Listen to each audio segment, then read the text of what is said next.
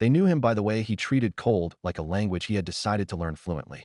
Luca Brenner, 30 years old, lean as a climbing rope coiled tight, wore wind like a second shirt, and moved on skis with the economy of a man who hated waste.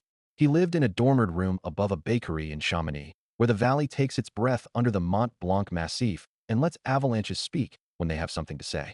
On his windowsill, a chipped enamel mug he filled with black tea and a slice of lemon that he insisted counted as fruit. On his left wrist, a paracord bracelet he tied himself on a night he slept at the Refuge de Cosmiques and promised he'd never untie until he skied the Vallée Blanche in whiteout and came back. In his rucksack, a dog-eared book on snow metamorphism with pencil lines in the margins. On the dresser, a sun-battered photograph of his mother at Garmisch, laughing at the camera, because he'd fallen in snow up to his waist in a field of gentians. He came to the Alps from a childhood of backyard rails and ice on a Munich canal, from ice climbing comps that taught him panic is an ingredient you can underseason.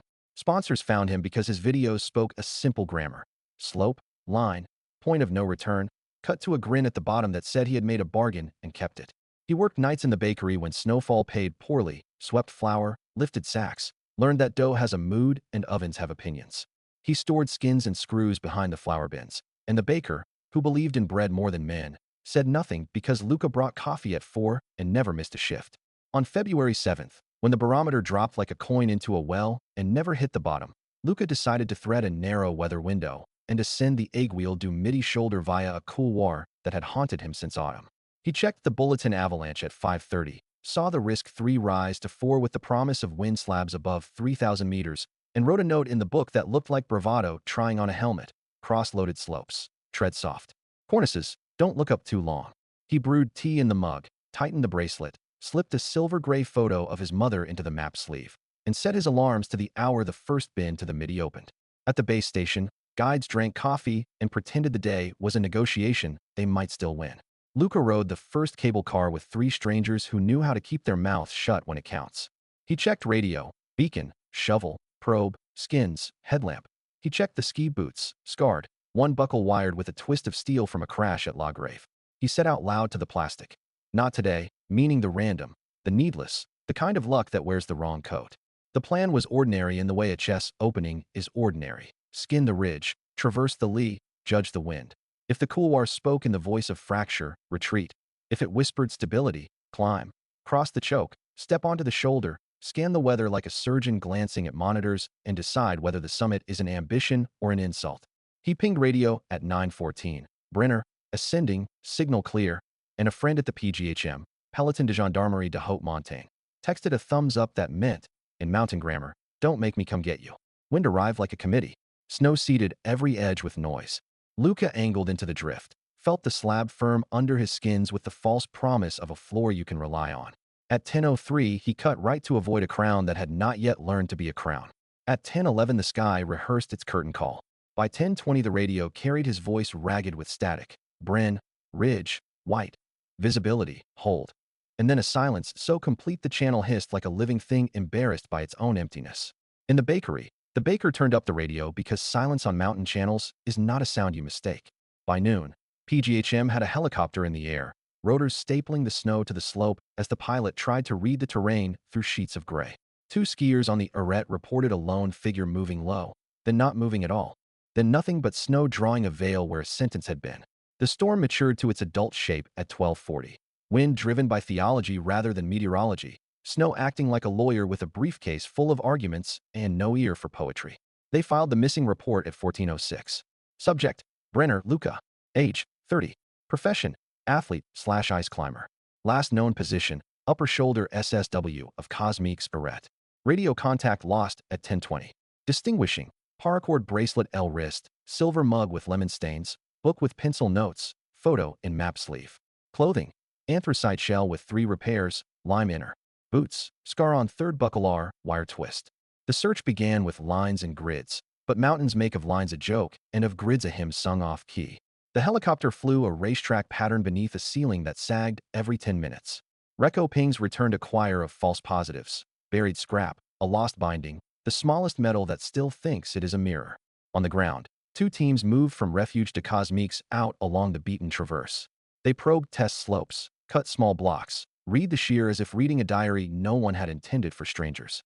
The snow said what snow says just before it says something worse. Maybe, maybe not. Witness statements paint a portrait with smudges. Guide, 9:30. Saw him at the top of the arete. Calm, not showy. Low center of mass. He knew what he was about. Two Spaniards, 11:10, white like milk. A figure below the ridge. Then a wave of snow. Then no figure. Lift operator, he came through early. Said, if it speaks too loudly, I turn around. Then he laughed, the small laugh you use to teach your nerves to sit. Night put its hand on the valley. The helicopter returned home when Fuel and Prudence agreed. The teams ate soup that tasted of salt and surrender and tried again at first light. Avalanche control sent charges into suspect faces, and the mountain answered with the long, monotonous applause of a slope resigning its position. They slid into the debris with the caution of midwives and the resignation of archivists. Beacons heard nothing human. Dogs whined at edges that smelled of wind and time. The radio said negative until the word became texture. They found a pole basket on day 2, scoured by rock. On day 3, they found a goggle strap with frost grown into the elastic like small white veins. On day 5, the storm ended as abruptly as an apology, and the sky tried blue on like a shirt it had forgotten it owned. The PGHM pilot took the helicopter back up and read the surface like Braille with his eyes. They saw a crown rupture line high on the shoulder, a tongue of debris run out like the letter of a threat, and a terminus where a Serac had learned new verbs. They triangulated a zone and put flags in the wind. By day 8, the official search scaled down because resources have to answer to more than one mountain. The press used a word that hurts to read, presumed. The sponsor posted a photograph of Luca in golden light with a caption that meant well and sounded like marketing anyway. His room above the bakery kept his mug with a lemon ring. His book on snow opened to a page where he had underlined, rounded grains, melt, freeze cycles, cohesion increases with time. His bracelet was with him out there. His photograph of his mother was pressed against the white like faith. Spring came, and then a summer too hot for dignity. Crevasses opened, seracs slumped. Glacier spoke a dialect that had panic in it. People went out in shorts to take pictures of ice caves, as if climate were a tourist attraction. In September, a retreat line on the Glacier de Boston stepped back like a curtain hauled by weary stagehands, and blue ice gave way to gray ice, and then to frozen dirt, a shape like a tongue telling the valley a secret it already knew. They did not find him then. They found others, metal, cloth, stories older than Luca arrayed like artifacts on a shelf. A stamped luggage tag from an old air disaster. A broken crampon from a decade when men wore wool because they had not yet learned to pronounce Gore-Tex. The mountain is a museum that resents its curator. The autumn shut the doors. Winter opened them. The record wrote itself in meters and degrees and kilonewtons, which is how the living pretend they are not writing about the dead. In the second spring after Luca's disappearance, when July should have been a song and was a countdown, the glacier retreated again with the weary haste of something being hurried by the sun. Two hikers from Les Houches found an object that did not belong to geology, a ski boot, gray, the third buckle wrapped in a twist of steel wire against a scar. Inside the boot, what the earth gives back when it cannot give back the rest, a human lower leg, desiccated, leathered by cold, cut free of context by years of slow motion. They called PGHM without touching it. The helicopter came with a basket and the calm that belongs to people who do not pretend to win against mountains, only to file paperwork in their shadow. A gendarme lifted the boot in gloved hands and placed it in a bag that had words on the outside. Evidence, because words keep people honest when the world wants to run. They ferried the boot to PGHM headquarters and then down valley to the Institut de Médecine Légale in Grenoble, because even fragments deserve the dignity of sequence. In the hangar, the pilot set the basket on the floor with the same care he gave a friend stepping off a ledge. The logbook received the line it had been built all year to receive. 12:17, recovery from Glacier de Boston's, alt. Minus 2,190 m. Item, ski boot, anthracite/gray, R, buckle number 3 repaired with steel twist. Contents, lower limb, tibia/fibula plus soft tissue. Chain of custody, PGHM IML Grenoble. News hides badly in a valley where mountains amplify rumor. Before the press, before the posts, the baker knew. Someone's cousin's brother had heard the rotors, seen the bag, recognized the gray of a make that only people who love gear can recite like psalms. He wiped flour from his hands and set Luca's mug on the counter as if cups are altars. He turned the radio up, then down, then off, because sometimes silence is the only channel that says anything true. At the lab, Dr. Segaline Carrel, whose hands could weigh a leaf and guess the tree, listed what the limb could teach without gossip.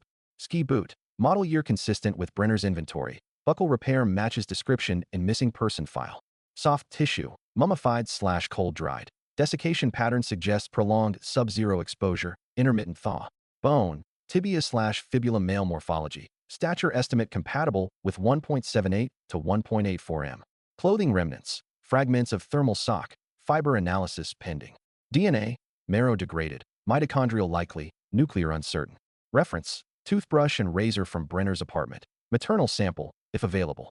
The police file grew pages the way glaciers grow crevasses, slowly, inevitably, and with a geometry nobody ordered. On top of the new sheaf, someone stapled the photograph found in Luca's map sleeve months before, his mother laughing in Garmisch. Because humans tend paper into memorials when bone is busy being evidence. Witness statements. The second harvest. Returned, this time cut close to the bone. Guide AM. I told him to wait for a cold snap. He smiled and said windows don't knock twice. Lift operator. He checked his radio twice. He always checked twice. Then he tapped the third buckle like you tap a friend's shoulder. PGHM pilot. Day 6. I saw the crown scar like a handwriting error. Day 8. The Bergschrund ate fresh snow and bites. If he fell in, the glacier filed him under ongoing. Back in Chamonix, packages started to arrive at the bakery with Luca's name and the words return to sender. Sponsorship is a verb that rarely conjugates the past. The baker stacked them in the storeroom with flour and skis, because grief is a logistics problem when you run out of shelves. He kept texting Luca's father in Munich not because there was anything to say, but because syntax isn't only for information. Sometimes it is just to keep a channel warm. The search did not end with a boot. It redrew itself. The glacier's retreat line became the new advance line for hope. Teams plotted debris cones, melt channels. The likely transport of an object with density rho is almost equal to human. Cloth plus plastic. They ran the math and then trusted eyes because math has fewer textures than ice. Drones stitched orthomosaics. GNSS points dotted blank white and became a map of patience. Every second day someone radioed a find that was almost something. A binding toe piece not his. A strip of webbing too new. A goggle's foam too decayed. They bagged everything anyway. The inventory fattened on almost. In Grenoble, results trickled in with the infuriating tempo of truths that require instruments. mtDNA yielded a maternal line match to a swab the PGHM had taken from a niece who shared Luca's mother's line. Nuclear DNA produced partial loci sufficient to support identification when combined with boot uniqueness, repair, serial, and context. Isotopic hints. The tibial cortical bones delta superscript 1 superscript 3c, delta superscript 1 inconsistent with a high-altitude athlete's diet. Not proof, but poetry wearing numbers. Dr. Carell wrote carefully. Association with missing person Brenner, Luca. High probability given concordant evidence. Boot repair match, mtDNA, stature. She did not write certainty because certain is the kind of word that demands a crowd. They called Luca's father on a Thursday when the baker had already started the next day's dough. The man answered in a voice that had learned to schedule tears, and PGHM offered the only complete sentence this work owns. We found part of him. In that exact order. Subject, verb, object, absence implied. The press did what the press does, arrived, arranged, asked. Cameras blinked against light that had nothing to do with truth. Reporters wanted angles, climate, risk culture, sponsors, the romance and waste of men who believe mountains can be read like poems and not like contracts. A tabloid in Paris printed boot of death in font that looked like it missed the 70s. The local daily wrote, almost tenderly, La Vallée rend un fragment. The valley returns a fragment. Back on the mountain, the map that searchers used became a palimpsest. Old tracks ghosting beneath new lines, arrows where melt streams now ran, flags migrating downhill like late geese. They built a chart that only makes sense to people who speak ice. Columns headed date, isotherm 0 degrees Celsius, meltwater flow, debris field shift, exposed artifacts. The glacier collapsed the chart whenever it felt like laughing. Equipment and methods log, extract. Helicopter SA, 365, racetrack pattern, safe alt. Per downdraft table, observer NVG as needed.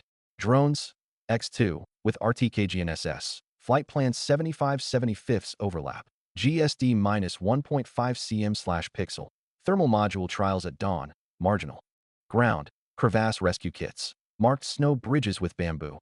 Roped travel mandatory after 10 o'clock. Data, daily orthomosaic. Change detection by raster subtraction. Target zones assigned to teams AC. At night, Luca's room above the bakery was a museum that did not advertise hours. The book on snow lay open to a page on depth horror, where he had written in small, tidy capitals, sugar under crust. Never trust polite surfaces. A bracelet, not the paracord one, but a woven thread his mother had tied on him before a junior race. Hung on a nail by the window like a seasonal banner. The photograph faced the bed. The mug waited for tea that nobody brewed, and still smelled faintly of lemon like a rumor that refuses to die. The versions, because humans cannot drink identification without also ordering story, lined up for inspection. Natural, process a wind slab fractured above him. Propagation ran. The avalanche overran a roll and fed into a terrain trap. He was carried, tumbled, buried. Secondary slough pushed him towards slash into the bergschrund. Later, glacial transport tore the body into what glaciers call reasonable. Evidence, crown scar, debris run-out geometry, position of boot, counter, none worth arguing. Criminal, someone cut his line, someone pushed. Evidence, 0. Counter, mountains do not require accomplices.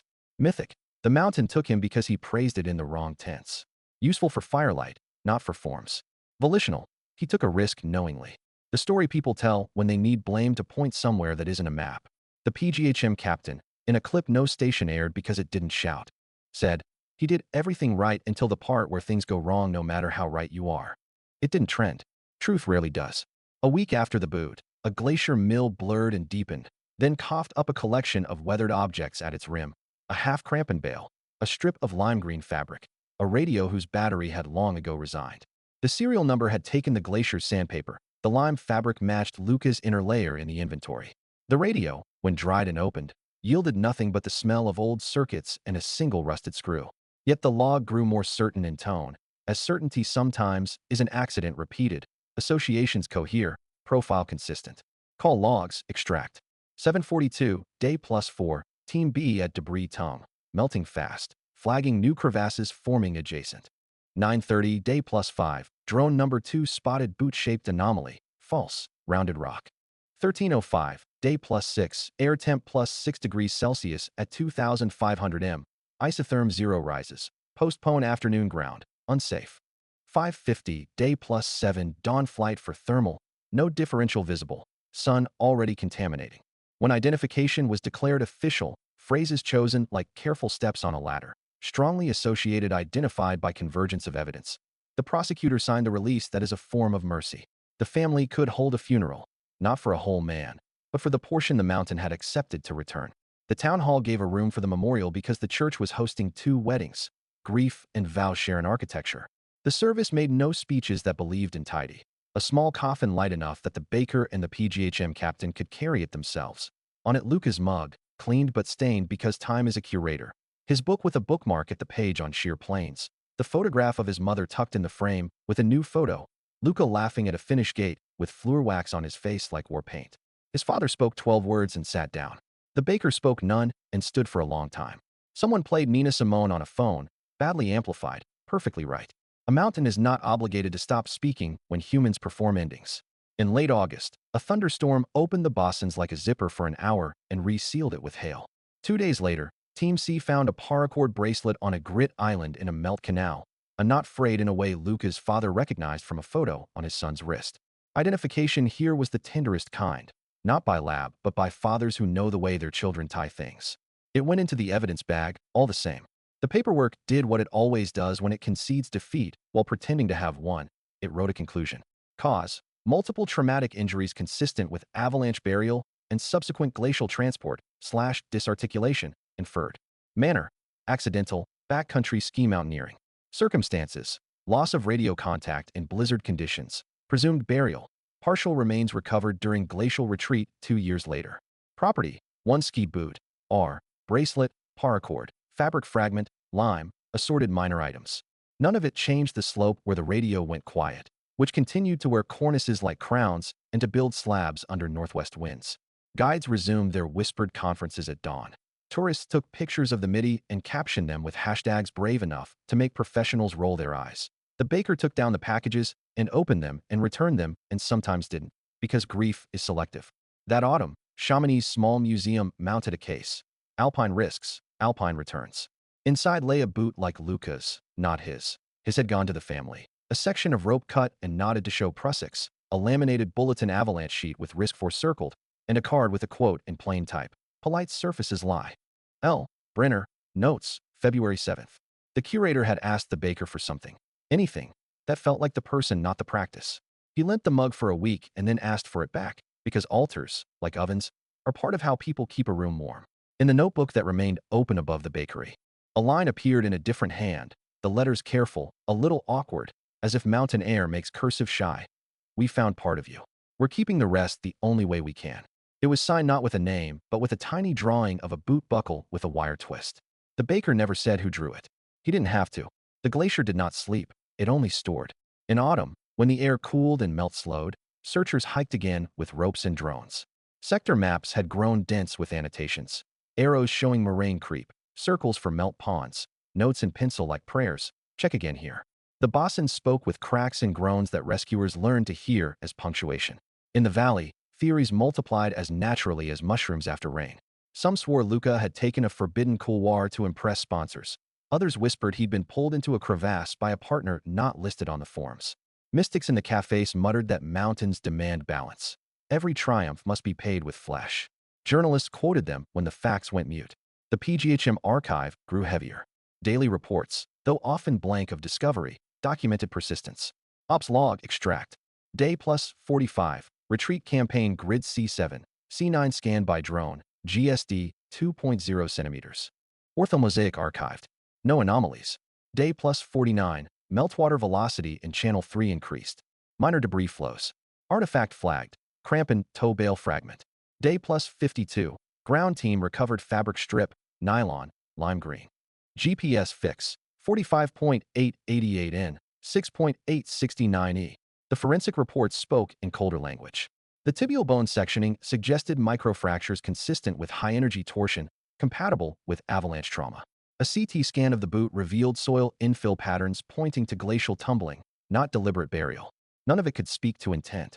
Rumors traveled faster than lab reports. A blog claimed the boot had been planted to end insurance disputes. A French magazine asked if Luca had staged his disappearance to escape debt. Neither rumor fit the bracelet recovered later. Paracord frayed at a knot only fathers recognized. Objects are truer than gossip. They do not invent themselves. Meanwhile, the museum case drew visitors. Children pressed noses to glass, staring at a boot identical to his, while their parents whispered risk statistics. A placard asked, "What do we owe those who do not return?" No one answered aloud. The baker, keeping Luca's room untouched, copied his marginalia onto slips of paper and pinned them near the oven. One read, "Snow remembers angles." Another, "You can only negotiate with silence." Patrons thought they were riddles or recipes. In truth, they were the voice of someone missing. By spring thaw, the glacier shifted again. Helicopters lifted searchers above new debris tongues. One team found a helmet fragment, carbon fiber delaminate, foam rotted. Serial traced back to Luca's purchase in Innsbruck, 2017. Confirmation, again partial. Forensic note, artifact, helmet fragment. Condition, severe delamination. Possible impact trauma, indeterminate cause. Association, probable, not exclusive. The versions evolved. Natural accident gained weight, supported by fracture patterns, location, and glacier transport. Criminal intent shrank. No evidence of third parties, no witness of foul play. Mythic persisted anyway. The mountain chose. Some hikers left candles at the foot of Bosons. Volitional remained whispered. Did Luca take the risk knowing it could be terminal, a form of consent to disappearance? Luca's father, given the partial remains, asked a priest in Munich if funerals required bodies. The answer, no, only the living require ritual. So the service was repeated, this time not in absence, but in fragments. The coffin still small, still light, but containing a boot, a bracelet, a fabric strip, a helmet shard. Enough for a narrative, never enough for certainty. At the burial, a PGHM officer read aloud the inventory like scripture. Boot, tibia, fabric, bracelet, helmet. He paused after each, giving silence the chance to speak. Silence did not. The glacier meanwhile continued its arithmetic. Debris maps updated. The search logs, now in their third binder, still listed pending underhole remains. The valley accepted fragments the way it accepts avalanches. Not as closure, only as contour. That summer, climbers on the Midi reported finding pages pressed flat in ice. A field notebook with water stains. The cover bore initials LB inside, half-legible lines, storm building. Slab unstable. Smile anyway. The page tore at the corner, but the handwriting matched samples from his old journals. The notebook became exhibit number 22, but also relic. At the bakery, the mug stayed where it had always been, stained but upright. Some evenings the baker poured tea into it, left it cooling on the counter as if awaiting a hand to return. Customers learned not to ask. The newspapers closed the circle in their way. Le Dauphiné ran a column. Le Glacier ran to fragments du Skia Disparu. The Munich Daily wrote, Einsohn Kurt teilweise heim. None lied. None told the whole. Police report, final entry. Case, Brenner, Luca, DOB 1991, Munich. Status: remains partially recovered. Boot with tibia/fibula, fabric strip, bracelet, helmet fragment, notebook pages. Cause of death: avalanche burial with subsequent glacial transport/disarticulation, probable. Manner: accidental. Note: complete remains unrecovered as of filing. The folder closed with a stamp that read class. A bureaucratic word for unfinished. The Valley did not forget. At the bakery, Luca's mug, photograph, and bracelet stayed displayed on a shelf above the flour sacks. Hikers left postcards under the door addressed to the man the mountain kept. The baker never threw them out. He stacked them in boxes until boxes replaced chairs. The museum case changed title, fragments from the glacier. Tourists read the labels, then whispered about selfies. The curators insisted the exhibit remain quiet, a room where schoolchildren learned about avalanches and where silence felt like another artifact. The myths adapted as myths always do. One version told that Luca's smile angered the storm. Another that he had chosen the glacier as his second home, becoming guide of the hidden crevasses. A candle sometimes appeared at the trailhead, guttered in alpine wind, as if belief itself sought a foothold. His father returned once each year, laying a new photograph beside the grave. Luca at 6 with skis too tall, Luca at 16 clearing a gate, Luca at 25 on the midi with sunlight in his teeth. The grave received these as if roots could read. The searchers carried him too. Every mission since listed him in margins. Compare with Brenner, note drift line, as in Brenner Op. His case became a chapter in training binders. How glaciers store, how patience matters, how families deserve precision even when answers are partial. And the glacier went on retreating. Each summer more ice collapsed, yielding debris cones, metal scraps, anonymous fabrics. Every fragment tested, every fragment compared, every fragment mostly not his. Yet always the chance, another buckle, another page. Objects remained, anchors against the torrent of forgetting. The mug, stained, lemon-scented in memory. The book on snow, with his margin note. Polite surfaces lie. The photograph of his mother laughing in Garmisch. The bracelet, paracord, frayed in the way only his father recognized. Together they built a kind of body. Not of flesh, but of testimony. In the final report's appendix, an officer wrote off record. The mountain never returns whole what it takes. Only pieces, and only on its schedule. Closure is a word for the living, not for ice. The Valley learned to live with that.